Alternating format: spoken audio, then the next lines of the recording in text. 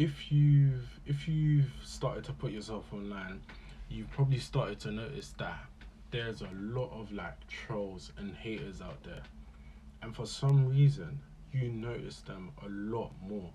Like some random troll, or they might actually be legit. Like they might just be a random commenter that didn't like your content or what you're producing or what you're putting out into the world. Be it troll or whatever, then the comment is negative, and for some reason that comment sticks with you. On the back of that, you will have seven, eight, nine, 10 positive comments, which you've just brushed off. You're like, oh, that's nice, and then just because of that one comment, it shift your whole entire mood. You're now rethinking your business. You're rethinking your content, etc., etc. Number one, you will never, ever, ever please every single person out there. There's probably so many heroes out there in the world that when they first came out, nobody liked them. Bro, Nelson Mandela was a terrorist for predominantly a large sum of his like time, when he was a president or when he was famous. He was a terrorist. He was on a terrorist list.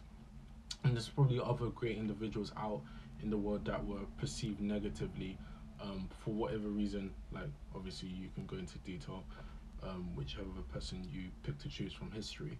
But yeah, my point is you'll never be able to please everyone.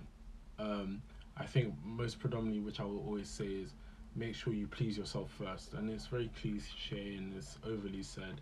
Make sure the content and the stuff you put out into the world makes you happy, truly makes you happy. Um, Make sure that it satisfies you first before it satisfies anybody else. And funny enough, when you start to make content, you will just see like people will just gravitate to you. You'll never know like how many people like your thing solves their problem, be it something creative, an actual product, or whatever. Like people will just gravitate to you. Just make sure you're putting your stuff out there, and you do have to have tough skin. A second comment I wanted to make on the fact that you stick onto these negative comments is why?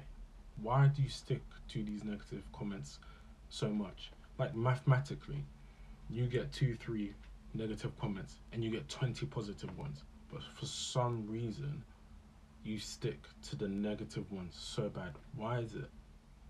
Like, I feel like sometimes it's like, are we passionate enough?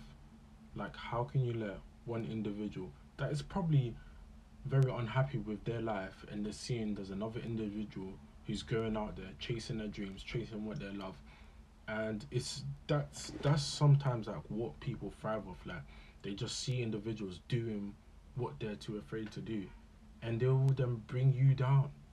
And it's yeah, there's no sense behind it. And I think trying to delve into why people do these things is another um, kind of fish that we don't need to find out and open. But yeah, you just need to figure out a way to stick to these positive comments and see that you know what, when you put these things out into the world, like you feel happy, you feel at peace, be it art, music, your business, like I said, or whatever interests. I think it's super, super, super important that we start to try more, do our hobbies, and again, like I say, put our stuff out there into the world. You never know, like how you may influence someone to also follow their own passion, start their own business, and I feel like it will then in that case make the world a better place. Like not everything has to be monetary or whatever, whatever. I feel like these days people are so unhappy because they don't follow their passions. They don't have a hobby. They don't have a third place. So once we start to implement these things more into our lives, I feel like the world will be a happier and better place. But on that, thank you for watching my video. Hope you guys have a lovely day.